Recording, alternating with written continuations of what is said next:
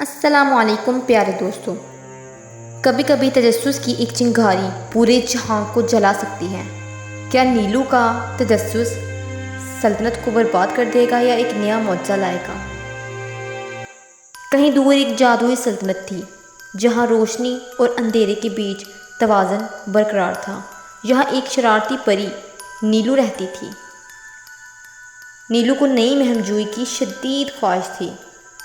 ایک رات جب پورا جنگل خاموش تھا، نیلو نے ایک چمکدار نیلی روشنی دیکھی جو آسمان سے قلعے کے قریب گری۔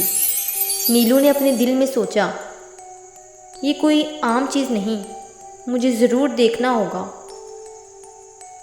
قلعے کے باغ میں اس کی دو سہیلیاں ظفیرہ اور رینا نیلو کو بے قراری سے دیکھ رہی تھیں۔ ظفیرہ نے خبردار کیا، نیلو، یہ روشنی خطرناک ہو سکتی ہے۔ رینا نے سر ہلایا، ہمیں سلطنت کے توازن کو نہیں چھیڑنا چاہیے۔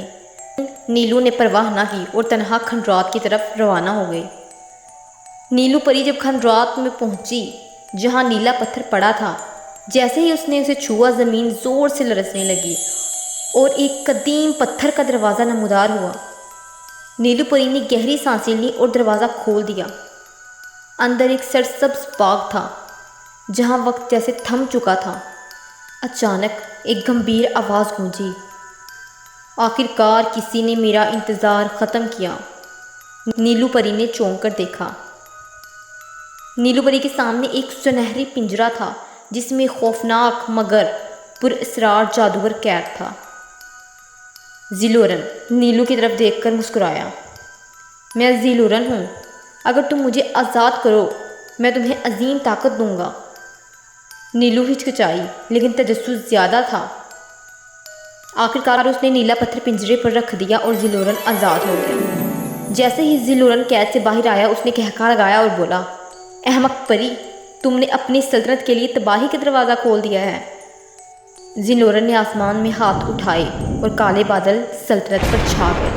محل کے در و دیوار ہلنے لگے اور جنگل میں خوف و ہراس پھیل گیا۔ ظفیرہ اور رینا نے نیلو کو گھیر لیا۔ ظفیرہ نے کہا، ہم نے کہا تھا نا کہ یہ خطرناک ہوگا، لیکن نیلو کے ذہن میں ایک ترکیب آ گئی۔ وہ زیلورن جن کے پاس گئی اور چالاکی سے بولی، اگر تم واقعی سب سے طاقتور ہو تو کیا تم وقت کو موڑ سکتے ہو؟ زیلورن ہنسا، یہ تو میرے بائیں ہاتھ کا کھیل ہے، اور اس نے جادو شروع کیا۔ جیسے ہی اس نے وقت کو پیچھے کرنے کی کوشش کی، نیلو پری نے نیلا پتھر اس پر پھینک دیا۔ زیلورن دوبارہ قید ہو گیا۔ زیلورن کے جاتے ہی روشنی واپس آ گئی۔ لوگ خوشی سے ایک دوسرے کو گلے لگا رہے تھے۔ نیلو پری نے ظفیرہ اور رینا کو دیکھا اور کہا، چلو سب ٹھیک ہو گیا۔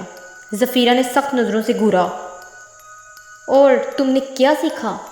نیلو نے مسکرا کر کہا کہ اگلی بار کچھ اور خطرناک کروں گی۔ رینا نے کہکا لگایا اور سب ہنسنے لگے۔